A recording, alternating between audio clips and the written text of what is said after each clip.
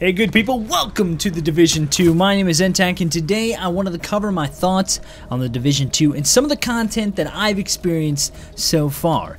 In short, I'm extremely pumped about the game for several reasons, but before we get into those, let's first start the video off with a few questions. 1. Do you think the Division 2 will be any good?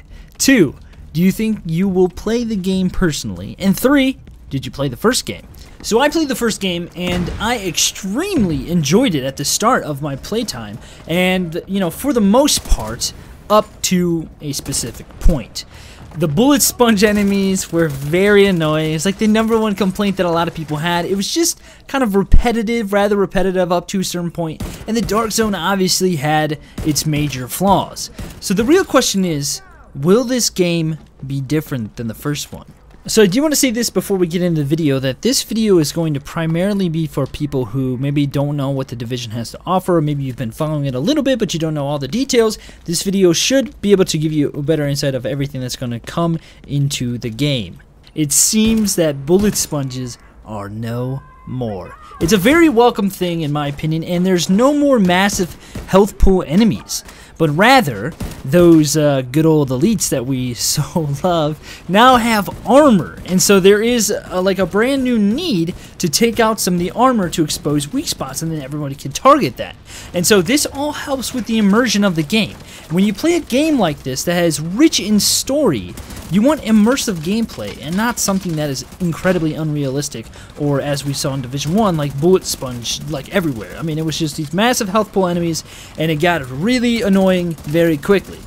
So needless to say, not having that in this game is pretty awesome. And I can't speak for everything, but it seems as though that has definitely been changed. And so in regard to the story of this game, if you guys like the story of the Division 1, I'm sure you're going to like the story of Division 2, because it seems like it's way more in depth. And basically you're in D.C. in the Division 2, and your goal is to stop the collapse of the government, stop the collapse of the country.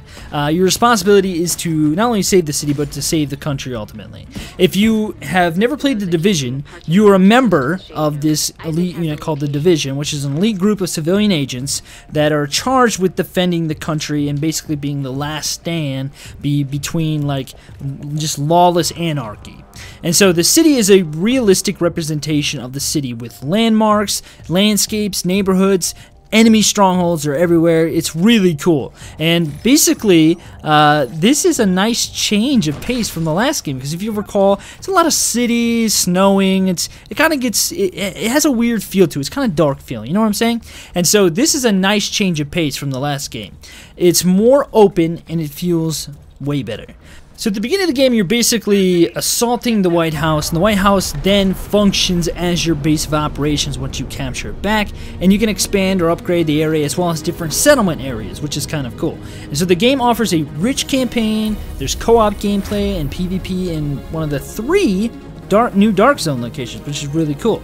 The PvP is actually, if you guys don't know, if you never played Division 1, it's player versus environment versus player. And so there are multiple PvP experiences on unique maps that include Skirmish, which is basically deathmatch, and Domination, which is a new capture and control team mode where players work together to hold 3 points of interest. And so the game offers customization for agents and gear, a variety of weapons, armor, and skills, and more. Obviously, there are varying skills like you have seen in the past, and those skills can also be upgraded or changed on how they play out. And so there are many different types of things in this game that you're going to notice right away that are really cool and really different. Like, for example, there are different control points that can be held by an enemy faction.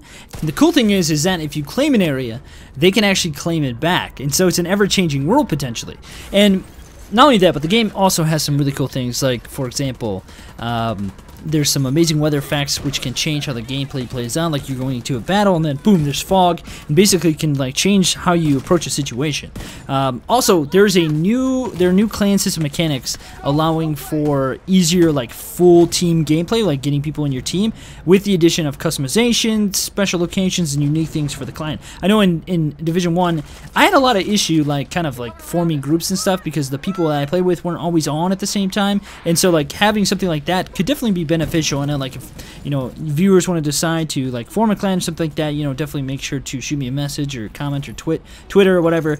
Twit me over at Twitter, and we can definitely make sure to meet up in game. One thing that's really good about this game, and I'll say this much, so the game just plays way better than Division 1. It feels like way more immersive. It just feels nice. Like, there's not like sticky cover anymore. There's no bullet sponges, like I said. It's just a different experience all around. So with that though, the game also has a brand new endgame. Basically, the devs were talking like when they were going into the Division 2, they wanted to make the endgame content something very rich and satisfying and rewarding. And this gameplay will definitely bring more challenges, more game modes, and way better rewards. They say that new content will be added regularly, and players will get access to a full year of free story-driven missions, map expansions, and features, which is really awesome. I'd love to see how much they do and what they do with the game, because I love the Division 1. Like I said, it got to a point where I was like, this is getting kind of old. But if they could keep the Division 2 like fresh and new, like it could be a game that could last pretty like a long time, and people could get very into, as long as they fix a lot of things, or if they have problems, they can get rid of them quick or whatever. They listen to community feedback. That's another huge thing. I hope they do that. But basically, this new content that they will add should bring a fresh new perspective, like a fresh new gameplay experience, like all the time. Now, with the end game in mind, when you reach level 30 in this game, you can activate a specialty, which is really cool. Each specialty unlocks a unique weapon and additional skills. Now, I don't know how much, like, if there's things that I've already said, like, that aren't actually unique to the Division 2, and it was in Division 1, like, after an update or something like that. Forgive me, I played for a long time, but after a while I stopped. And so if there's things in Division 1 that are in Division 2, and you're like, this isn't new, forgive me, okay? But basically, there are specialties now, and each specialty unlocks a unique weapon and additional skills. This is where it gets interesting, and I think you can only pick it once, and so you got to really think about your choice here. So there is a survivalist, a demolitionist, and a sharpshooter. And I was trying to remember what I played with in Division 1 all the time, and I think I played, after a while, I started using a sniper, but I'm not entirely sure. So I don't know what I'm going to go yet. But basically, the survivalist can use traps and status effects, and they have a crossbow. And so if you see in the trailer that somebody's got a crossbow, that's what it's from. The demolitionists use disruption as their go-to skill set and have a grenade launcher. I like this idea with the grenade launcher. The sharpshooter, they don't actually talk about what the sharpshooter is when they talk about it, but it utilizes a more sniper-like skill set, so I'm wondering if it's like more stealth stuff, and they use the sniper, obviously. So, like I said before, the Dark Zone will now have 3 different locations. They say they really want to make sure that the Dark Zone is an even playing field, which is really big, for an even playing field for all players, and remove some of the things that kept people out before. There's normalization now, which basically means like everything kind of gets smushed down to like certain levels, so it's more of a fair gameplay. Their goal is to make it more about players' skill, though. So basically what that means is they want to make sure that progression doesn't negatively impact gameplay, and this is a huge thing, and I think it's going to be very rewarding, and it's going to really set the gameplay like future-proofing the gameplay, which is, if you've never heard that term before, basically means like as you go along in the game, like it can last a long time, because that removes something that really negatively impacted the game before, and basically like kept a lot of people out. And I mean, even myself, like I didn't go in at first because I was like nervous and kind of scared about doing it, but then after a while, you know, you kind of go in and stuff. But during the week, so this is the one part that I'm not entirely sure of when this will happen, but during the week, after the game's campaign ends, one of the Dark Zones will become occupied. And occupied simply means a no-holds, dangerous experience, potentially, just like the first one, potentially rewarding the highest possible loot that you can get. In an occupied zone, friendly fire is on at all times. There is no weapon normalization, so you can, like, it's whatever you got. Whoever's got the best gun's gonna win. And there are no icons over players' heads, so you won't be able to tell who they are and if they've gone rogue, which is really sweet. That's really out. That's gonna be terrifying, man. You can't trust anybody. It's gonna be like nothing but PvP. I mean, it already was, but this will be even more so. You know what I'm saying? So. Also, there's new loot. This is a huge thing, okay? So you remember in Division 1 how you'd have to like get loot and then call in a drop, and then like extract your loot. There is new loot that's like non-contaminated loot, and basically that loot does not need to be extracted, thus allowing people to still get some pretty decent loot without the threat of it being stolen, thus wasting all the time you just spent getting it. That was one of the biggest things for them, was like, how do we make the Dark Zone content not feel like a waste of time? And so that's where they have like really instituted something that I think will be very beneficial to the community and the player base, and I think people are going to really enjoy that. So guys, what do you think of the game?